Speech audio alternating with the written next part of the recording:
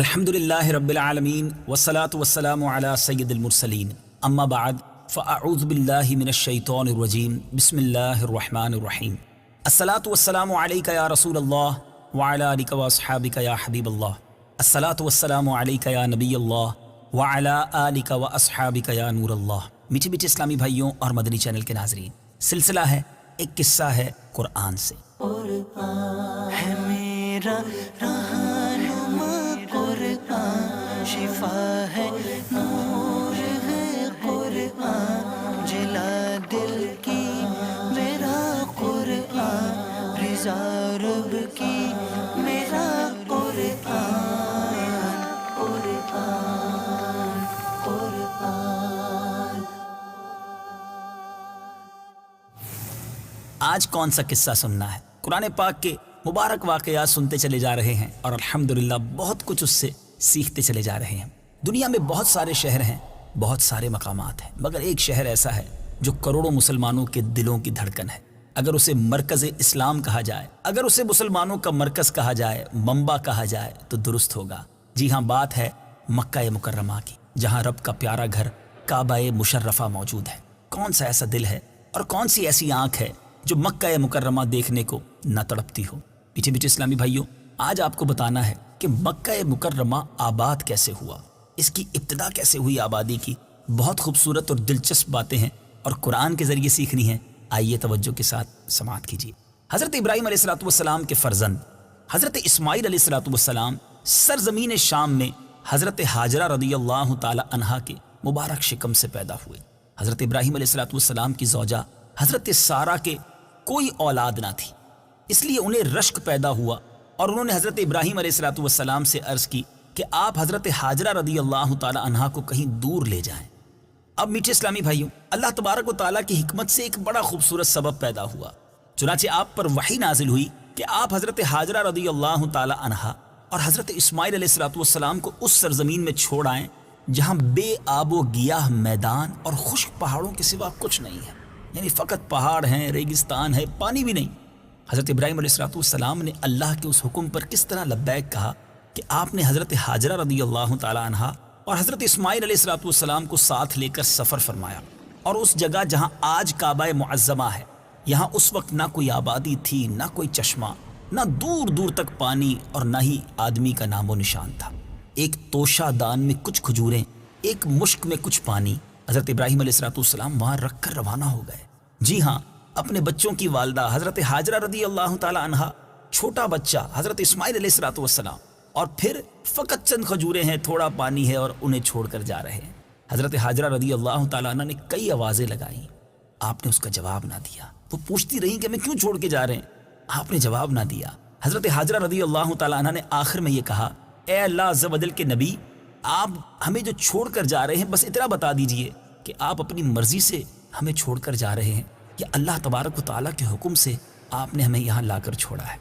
اب آپ علیہ السلام نے فرمایا، اے ہاجرہ، میں نے جو کچھ کیا ہے وہ اللہ تعالیٰ کے حکم سے کیا ہے۔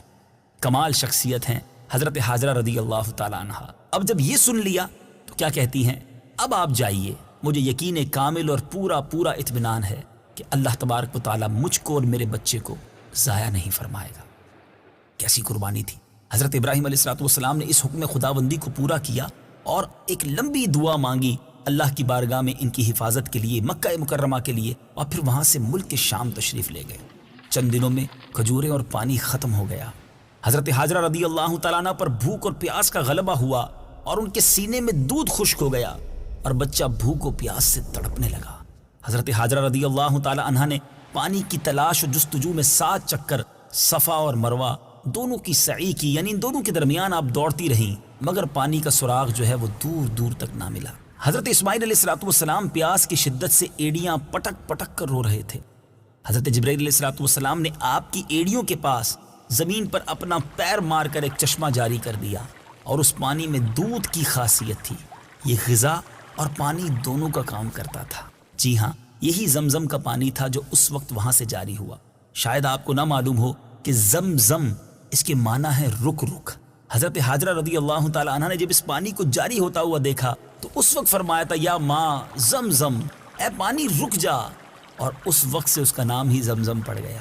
میٹھے اسلامی بھائیوں، زمزم شریف کا پانی پی کر حضرت حاجرہ رضی اللہ تعالیٰ عنہا اور حضرت اسماعیل علیہ السلام زندہ رہے۔ جی ہاں، یہ پانی آج بھی اگر آپ پئیں تو یہ خوراک کا کام کرتا ہے، اور دونوں ماں بیٹے اسی پانی کے سبب چلتے رہے، زندہ رہے۔ اب یہاں تک کہ حضرت اسماعیل علیہ السلام جوان ہو گئے اور شکار کرنے لگے، تو اب شکار کا گوشت اور زمزم خوراک بن گیا، اور یہ ان کی زندگی آگے بڑھنے لگی۔ میٹھے میٹھے اسلامی بھائیوں، کچھ عرصہ مزید گزرا تو قبیلہ جرہم کے کچھ لوگ اپنی بکریوں کو چراتے ہوئے اس میدان میں آئے، پانی کا چشمہ دیکھا، حضرت حاجرہ رضی اللہ تعالیٰ عنہا سے اجازت لی اور یہاں آباد ہو گئے۔ اب اسی قبیلے کی ایک لڑکی سے حضرت اسماعیل علیہ السلام کا نکاح ہو گیا۔ اب رفتہ رفتہ یہاں ایک آبادی ہو گئی، گاؤں بسنے لگا، لوگ بڑھنے لگے۔ اب حضرت ابراہیم علیہ السلام کو حکم دیا گیا کہ خانہ کعبہ کی تعمیر کریں۔ چنانچہ آپ نے حضرت اسماعیل علیہ السلام کی مدد سے خانہ کعبہ کو تعمیر فرمایا۔ اس وقت حضرت ابراہیم علیہ السلام نے اپنی اولاد اور باشندگان مکہ مکرمہ کے لیے جو ایک طویل دعا مانگی تھی، وہ قرآن پاک میں مختلف صورتوں میں مذکور ہے۔ چنانچہ سورہ ابراہیم میں آپ کی اس مبارک دعا کا کچھ حصہ اس طرح ہے، آئیے سنتے ہیں۔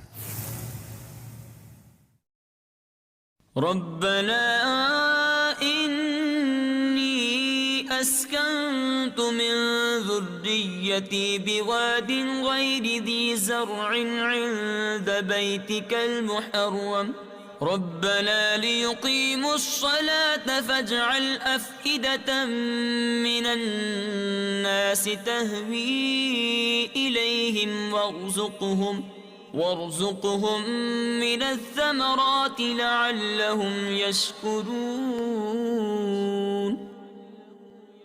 ترجمہ: اے میرے رب، میں نے اپنی کچھ اولاد کو تیرے عزت والے گھر کے پاس ایک ایسی وادی میں ٹھہرایا ہے جس میں کھیتی نہیں ہوتی۔ اے میرے رب، تاکہ وہ نماز قائم رکھیں تو تو لوگوں کے دل ان کی طرف مائل کر دے، اور انہیں پھلوں سے رزق عطا فرما تاکہ وہ شکر گزار ہو جائیں۔ میٹھے میٹھے اسلامی بھائیوں، دعا مانگی کس نے تھی؟ خلیل اللہ نے۔ سبحان اللہ، یہ دعا قبول کیوں نہ ہوتی؟ اس دعا میں حضرت ابراہیم علیہ السلام نے اللہ کریم کے دربار سے دو چیزیں طلب کی، ایک یہ کہ کچھ لوگوں کے دل اولاد ابراہیم کی طرف مائل ہوں، اور دوسرے یہ کہ ان لوگوں کو پھلوں کی روزی کھانے کو ملے۔ سبحان اللہ، کس طرح یہ دعائیں قبول ہوئیں کہ آج ساری دنیا کے لوگوں کے دل، ساری دنیا کے مسلمانوں کے دل مکہ مکرمہ کی طرف کیسے مائل ہوئے ہیں کہ کروڑہ کروڑ انسان مکہ پاک کی زیارت کے لیے تڑپ رہے ہیں۔ ہر دور میں طرح طرح کی تکلیفیں اٹھا کر مسلمان خشکی اور سمندری راستوں سے، ہوائی راستوں سے مکہ مکرمہ تشریف لے جاتے رہے اور قیامت تک جاتے رہیں گے۔ اور اہل مکہ کی روزی اور پھلوں میں برکت کا یہ عالم ہے کہ عجیب بات یہ ہے کہ مکہ پاک اور اس کے قرب و جوار میں کوئی کھیتی نہیں ہے، ایسے باغات نہیں کہ جہاں پھل ہوتے ہوں، مگر رب کی شان دیکھیں، وہ کون سا پھل ہے جو مکے کے بازاروں میں نہیں ملتا۔ ایسے ایسے پھل اور میوے دیکھنے اور کھانے کو ملتے ہیں کہ دنیا بھر سے آئے ہوئے زائرین حیرت میں پڑ جاتے ہیں۔ بلکہ مکہ مکرمہ میں تو گرمیاں ہوں تو سردیوں کے پھل بھی مل جاتے ہیں، اور سردیاں ہوں تو گرمیوں کے پھل کھانے کو بھی مل جاتے ہیں۔ دعائے ابراہیمی کا کیسا اثر ہے کہ آج دنیا کا کون سا پھل اور کون سا میوہ ہے جو مکہ مکرمہ میں موجود نہیں۔ میٹھے اسلامی بھائیوں، حضرت ابراہیم علیہ السلام نے اس کے بعد ایک اور دعا بھی مانگی، اپنی اولاد کے علاوہ تمام مومنین کے لیے بھی وہ دعا مانگی۔ آئیے وہ دعا بھی سنتے ہیں۔ رب اجعلنی مقیم الصلاة ومن ذریتی ربنا وتقبل دعاء۔ ترجمہ: اے میرے رب، مجھے اور کچھ میری اولاد کو نماز قائم کرنے والا رکھ، اے ہمارے رب، اور میری دعا قبول فرما۔ ربنا اغفر لی ولوالدی وللمؤمنین یوم یقوم الحساب۔ ترجمہ: اے ہمارے رب، مجھے اور میرے ماں باپ کو اور سب مسلمانوں کو بخش دے جس دن حساب قائم ہوگا۔ میٹھے میٹھے اسلامی بھائیوں، اس مبارک واقعے سے مکہ مکرمہ کیسے آباد ہوا یہ بھی سیکھنے کو ملا، اور یہاں یہ بھی پتہ چلا کہ حضرت ابراہیم علیہ السلام اللہ تبارک و تعالیٰ کے کیسے اطاعت گزار اور فرما بردار تھے کہ وہ بچہ جس کو بڑی دعاؤں کے بعد بڑھاپے میں پایا تھا، جو آنکھوں کا نور اور دل کا سرور تھا، حضرت ابراہیم علیہ السلام اس کو کبھی اپنے سے جدا نہیں کرتے تھے، مگر جب رب کا حکم ملا، امتحان تھا، کیسے امتحان میں پورا اترے کہ اپنی بچوں کی والدہ کو بھی، اپنے بچے کو بھی اللہ کے سپرد کر کے اس ریگستان کے اندر، اس چٹیل میدانوں کے اندر چھوڑ کر آ گئے، مگر آج اللہ تبارک و تعالیٰ نے ایک ایسا ثمرہ انہیں عطا فرمایا کہ اولاد ابراہیم کا چرچا رہتی دنیا کے لیے موجود ہے۔ میٹھے میٹھے اسلامی بھائیوں، ہمیں یہاں یہ بات سیکھنے کو مل رہی ہے کہ اگر کبھی امتحان آ جائے تو اس میں پیچھے نہیں ہٹنا چاہیے، اللہ تبارک و تعالیٰ کی رضا پر راضی رہنا چاہیے۔ میٹھے میٹھے اسلامی بھائیوں، اس واقعے میں ایک اور بات سیکھنے کو مل رہی ہے کہ حضرت ابراہیم علیہ السلام نے اپنے فرزند حضرت اسماعیل علیہ السلام اور ان کی اولاد کے لیے نہایت محبت بھرے انداز میں دعائیں مانگی، ان کے رزق کے لیے دعائیں مانگی، اور اس سے پتہ چلا کہ اپنی اولاد سے محبت کرنا، ان کے لیے دعائیں مانگنا، یہ حضرات انبیاء کرام علیہ السلام کا مبارک طریقہ ہے جس پر ہم سب مسلمانوں کو عمل کرنا چاہیے۔ ہم میں سے بہت سارے اس وقت صاحب اولاد یہ سلسلہ سن رہے ہوں گے، کیا آپ کی دعاؤں میں آپ کے بچوں کا حصہ ہے؟ جی ہاں، ماں باپ کی دعائیں بچوں کے حق میں بڑی مقبول ہیں۔ اچھی اچھی دعائیں ان کے لیے کریں، ان کی دنیا کے لیے بھی دعائیں کریں، ان کی آخرت کے لیے بھی دعائیں کریں۔ بعض اوقات ماں باپ بچوں سے کسی بات پر ناراض ہو کر بد دعائیں دینا شروع کر دیتے ہیں، ایسا نہ کریں، آپ کی بد دعا بھی انہیں لگ جاتی ہے اور پھر آپ ہی تکلیف میں آ جاتے ہیں۔ تو جب بھی بچوں کے لیے ہاتھ اٹھائیں، برکت کی، رحمت کی اور اس کی دنیا اور آخرت کی بہتری کے لیے دعا کریں۔ ماں باپ تو ہوتے ہی شفیق ہیں، اپنے بچوں کو اپنی دعاؤں میں یاد رکھنا یہ انبیاء کرام کا طریقہ ہے۔